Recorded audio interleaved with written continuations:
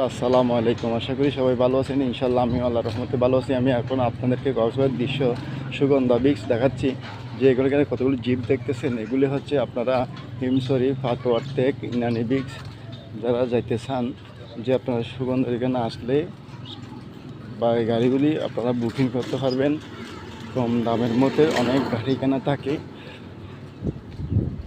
আপনারা একটা করে যাচাই করে আপনারা কম দামের মধ্যে হিমছড়ি, ফাটোয়ার টেক, Inani beach, Teknaf, marine drive যে কোনো জায়গায় যেতে পারবেন।